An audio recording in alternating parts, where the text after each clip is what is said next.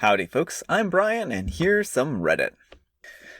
Our first story for today is titled, Am I a Jerk for Selling the House Without My Wife's Approval? First of all, I just want to make sure that I have a few things clear here. My wife is a 36-year-old female and I'm a 39-year-old male, and we've been married for 10 years. The house was purchased while we were engaged. The title of the house is in my name and my name only. The house is located in her hometown, which is small, with little to no job opportunities. I've been unemployed for 11 months, and I'm fed up by the effect that a lack of income has had on me.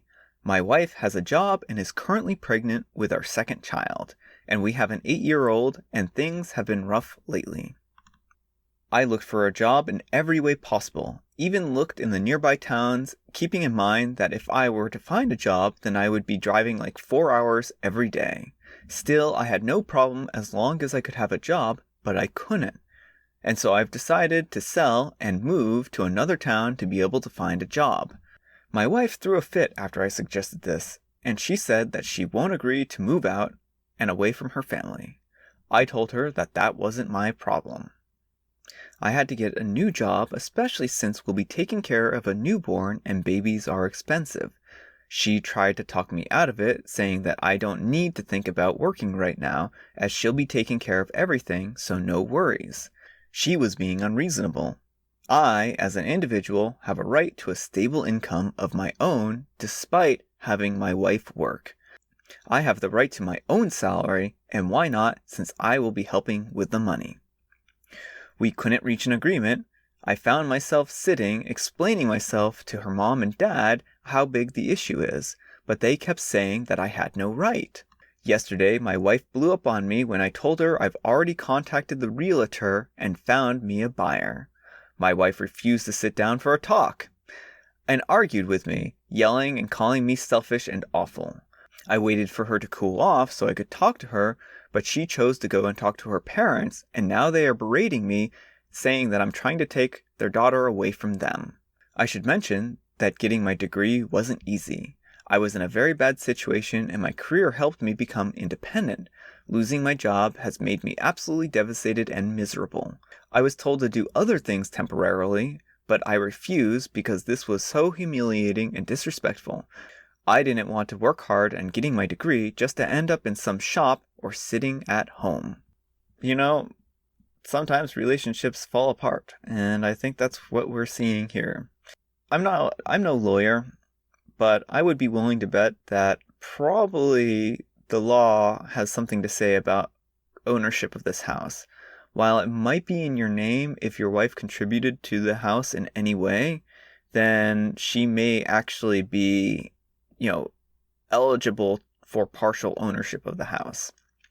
I think that probably varies from state to state and circumstance to circumstance, but she may actually own the house as well as you, even if the house is in your name.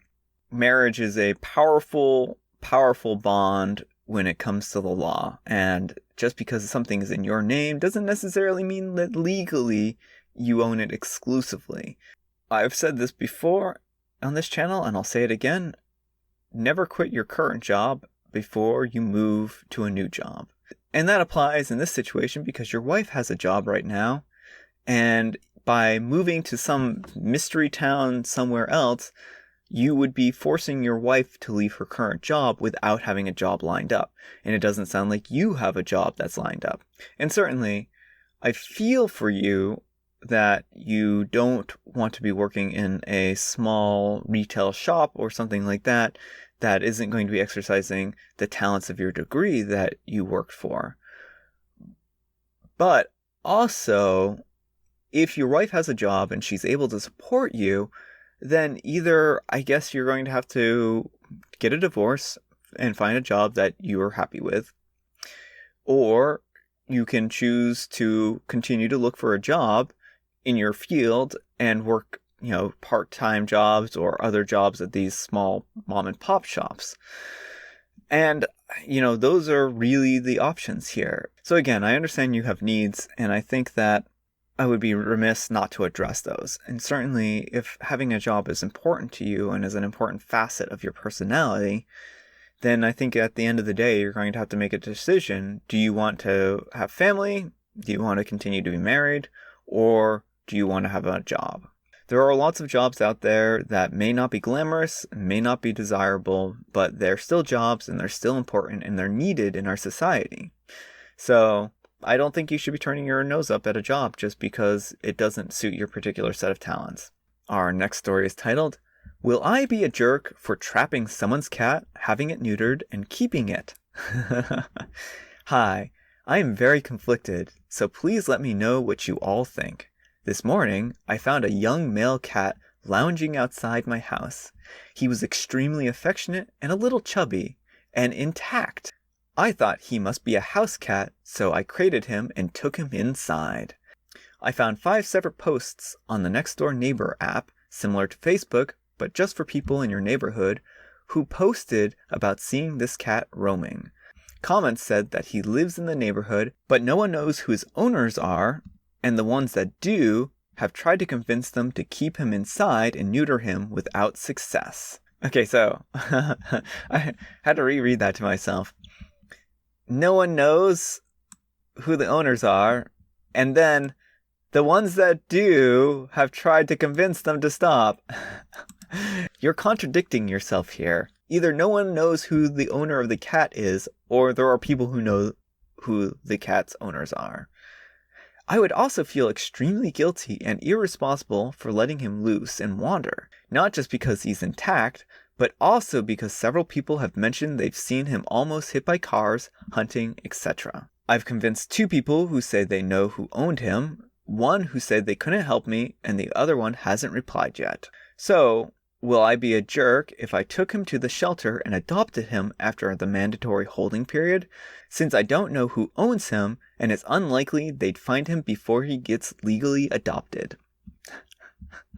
And just for people to see, here is the cat. This cat looks very well taken care of. So, yes, you would be a jerk here.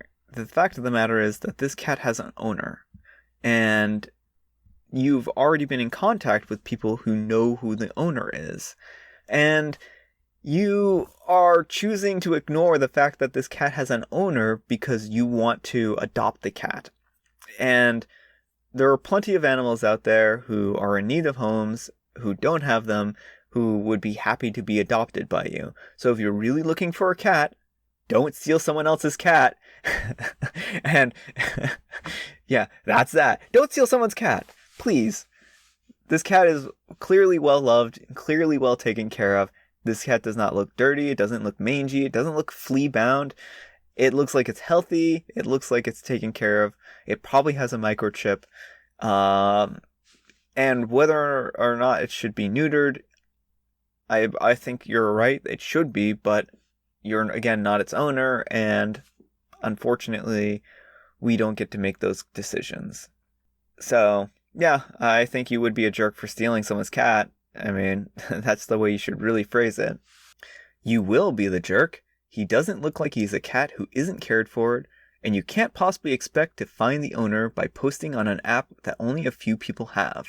You can't just take someone else's cat for no reason. I do agree that they should keep him indoors and neutered, but sadly that's not my choice to make. Our next story is titled, Am I a Jerk for Confronting My Old Bully in Front of His Kids? When I was in middle school, there was a kid in my class who used to pick on me. He would make small jokes about me, and due to my already high levels of insecurity at that age, it made me feel even worse about myself. By the time we got to high school, he had already stopped. But he had made me feel pretty bad about myself for a couple of years. Over Thanksgiving, I went back home for a short visit with my parents. We just talked in the driveway for an hour or so before I left. I stopped at the gas station on my way home, and wouldn't you know it, my old bully happened to be at the same gas station. I know he didn't recognize me, as I've changed quite a bit since we last saw each other, and my level of confidence has skyrocketed as I've grown into myself. I decided to confront him and let him know that how he's treated me in middle school had an effect on me. I walked over to his car and called his name and asked if he still recognized me. He said he didn't, so I told him my name. He acted like it was good to see me and said that he and his kids had just come to town to drop off pumpkin pie for his mom and they were headed back home. His sons looked to be about 6 to 8, and he introduced them to me and said that I was an old classmate of his. This is when I cut him off and told him that we weren't classmates, that he was a bully and he had made fun of me. He looked a little shocked, but then he said that he was sorry for how he treated me back then, but that was a long time ago, and he's sure both of us has changed a lot since then. I asked him if he was going to teach his sons to be better than him, and I could tell that he was getting upset, but he didn't answer. So I kind of squatted down to his kids' level and asked them if they were going to grow up to treat people better than their daddy did. He pulled his kids behind him and told me not to talk to his kids. I laughed at him and asked him what he was going to do about it. He got real quiet and serious and said that whatever problems I have with him, leave it with him and don't bring his kids into it. I told him that I just wanted to make sure he wasn't raising his kids to be bullies like him. He just shook his head and said that he may have been a bully years ago, but at least he's not a jerk right now, before turning his back on me and putting his kids into his car to leave. As he drove off, he flipped me off, but I just waved and laughed at him. I told a high school friend, and she said that I was a jerk for doing that in front of his kids, but I felt I needed to let the guy know that he was a bully so that maybe his kids don't grow up to be like him. So, you decided to try and bully him in order to prove a point to his kids on how not to be a bully? That seems like an effective lesson. That's sarcasm. He doesn't know you, and he may have known you in middle school. And you may have wanted to confront him about him being a bully and his behavior in the past. And that was between you and him. And how he raises his kids is up to him largely. You don't know what kind of father he is. You have never seen him be a father, and you haven't seen how he's treated them. You're, for all intents and purposes, a stranger. You're a stranger who approached his children and started talking to them. And that is a little creepy. And he doesn't know what intentions you had. He doesn't know if you were going to do any number of things to them. And he had every right to pull them behind him because he doesn't know if you were going to end up being a dangerous person.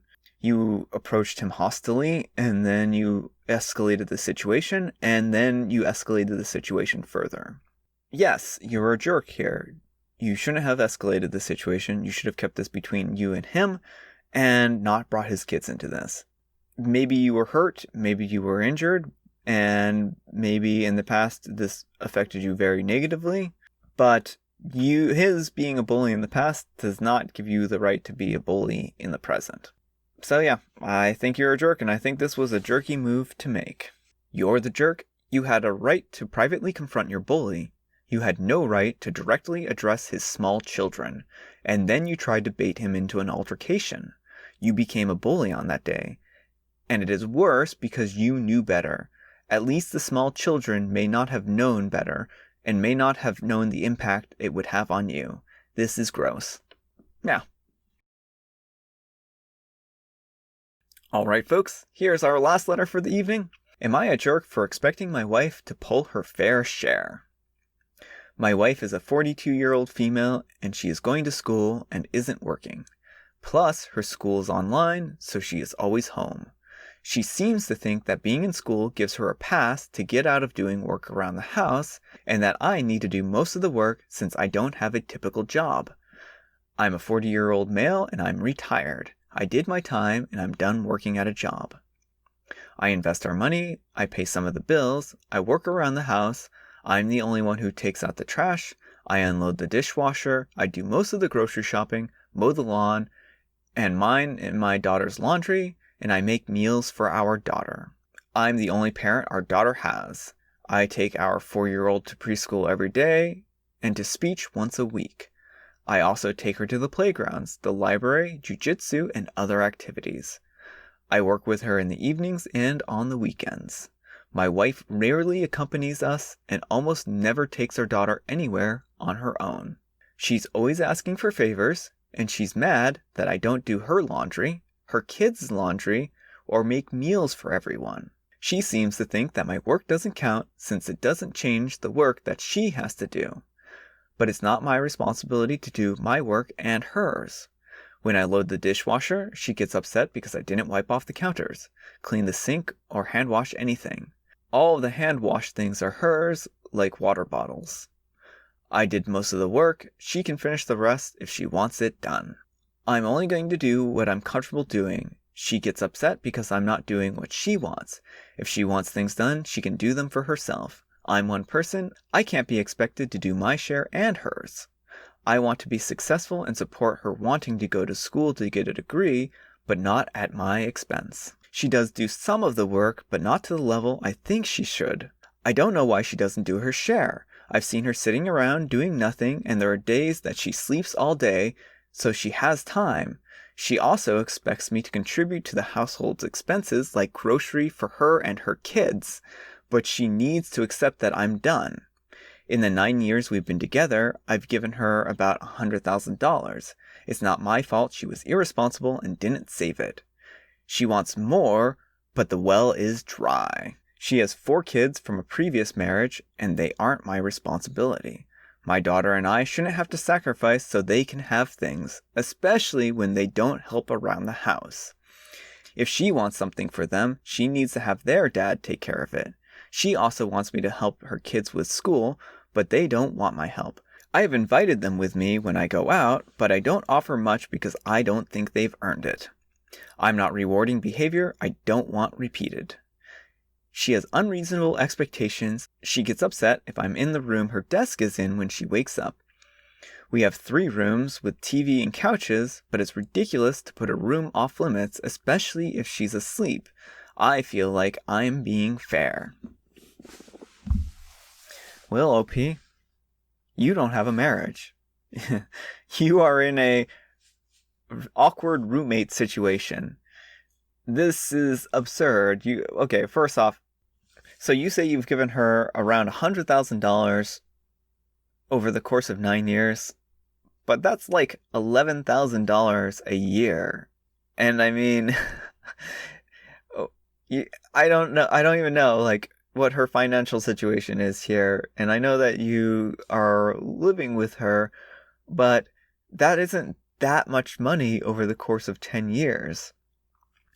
And you don't really specify how she's contributing to the household job-wise. I know you say she's not employed right now, but has she been employed in the past? Again, the problem I have with the situation is that this doesn't seem like a marriage.